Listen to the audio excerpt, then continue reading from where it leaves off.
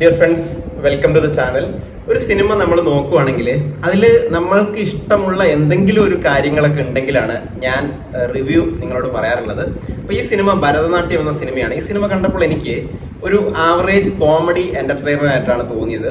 എന്ന് വെച്ചാൽ നമുക്ക് തുടക്കം മുതൽ അവസാനം വരെ സാഹചര്യങ്ങളിലൂടെയുള്ള കോമഡിയാണ്. അതായത് കോമഡിക്ക് വേണ്ടി ഒരു പ്രത്യേകിച്ച് ഒരു സീൻ എന്നൊരു കോമഡി ആക്കി കളയാം എന്ന് പറഞ്ഞ് വരാതെ നമ്മൾ സംഭാഷണങ്ങളിലൂടെ ഒരു കൃത്രിമത്വം ഇല്ലാത്ത രീതിയിലുള്ള കോമഡിയാണ് ഇതിനകത്ത് ഉള്ളത്. അപ്പൊ നമ്മൾ ഈ സൈജു ഗ്രൂപ്പിന്റെ റോൾ എടുക്കുകയാണെങ്കിലും അദ്ദേഹത്തിന് നേരത്തെ ചില സിനിമകളിലൊക്കെ നമ്മൾ കണ്ടിട്ടുണ്ട്. ഇതേപോലത്തെ ഉള്ള സംഭാഷണങ്ങളിലൂടെയുള്ള കോമഡി അദ്ദേഹത്തിന് നമുക്ക് ചെയ്യാൻ കഴിവുള്ള നടനായിട്ട് എനിക്ക് തോന്നിയിട്ടുണ്ട്.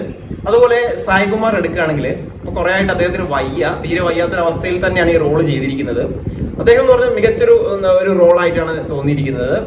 ഈ പടത്തിനകത്ത് നന്നായിട്ട് ചെയ്തിട്ടുണ്ട്. അതുപോലെ കലാരഞ്ജിനി തുടങ്ങി വേറെ ഒരു ടിൻസ് ആയിട്ട് വന്ന ഒരു പയ്യനുണ്ട്, ഇരട്ട വേഷത്തിലാണ് വന്നിരിക്കുന്നത്. അവൻ നന്നായിട്ട് ചെയ്തിട്ടുണ്ട്. അതുപോലെ തലശ്ശേരി എന്ന് വന്ന ഒരു അമ്മയുണ്ട്.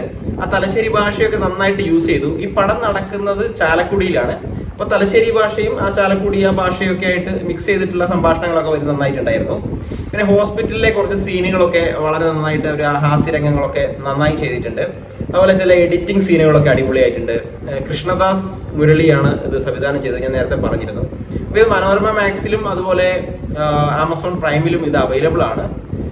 ഒരു കൃത്രിമത്വം ഇല്ലാത്ത നല്ലൊരു പടം, അതായത് ഒരു ഫാമിലി ആയിട്ട് വാച്ച് ചെയ്യാൻ പറ്റുന്ന ഒരു ചെറിയ പടം. തിയേറ്ററിൽ ഒട്ടും കളക്ഷൻ നേടിയില്ല. ആ സമയത്ത് തിയേറ്ററിൽ പോയിട്ടൊന്നും ആരും ഈ പടം കണ്ടിട്ടില്ല. OTT-യിൽ അത്യാവശ്യം നല്ല കാഴ്ചക്കാരുണ്ടാകാൻ സാധ്യതയുള്ള പടം തന്നെയാണ്. കാരണം അത്യാവശ്യം നമുക്ക് ചിരിപ്പിക്കാൻ, അതായത് നാച്ചുറലായിട്ട് ചിരിക്കാൻ സഹായിക്കുന്ന ഒരു പടം എന്ന് പറയാം. പ്രത്യേകിച്ച് ഓവറായിട്ട് കഥയും കാര്യങ്ങളും ഒന്നും ഇല്ലെങ്കിൽ തന്നെ ഒരു സ്റ്റോറി ബേസ് ആയിട്ടുള്ള സ്റ്റോറിയെ നല്ല രീതിയിൽ, അതായത് ഒരു ഫാമിലിയെ നാണക്കേടിൽ നിന്നും രക്ഷിക്കാൻ നായകന്റെ ഒരു നെട്ടോട്ടം. നായകനായിട്ട് വന്നിരിക്കുന്നത് ആള് നമ്മൾ നേരത്തെ പറഞ്ഞ പോലെ സൈജു ഗ്രൂപ്പ്. അദ്ദേഹത്തിന് ഒരു സിനിമയിലും നിൽക്കാൻ പോലും സമയമില്ലാത്ത രീതിയിലാണ് അദ്ദേഹം അഭിനയിക്കുന്നത്. അദ്ദേഹം ഒരു പിമ്പിരിയായിട്ടാണ് അഭിനയിക്കുന്നത്. ഈ പടത്തിലും അങ്ങനെ തന്നെയാണ്. ആകെ മൊത്തം നോക്കുവാണെങ്കിൽ നിങ്ങൾക്ക് ഫാമിലി ആയിട്ട് വീട്ടിൽ ഇരുന്ന് OTT-യിൽ കാണാൻ പറ്റുന്ന ഒരു ഭാഗയ്ക്കൊക്കെ ഉള്ള പടം തന്നെയാണിത്.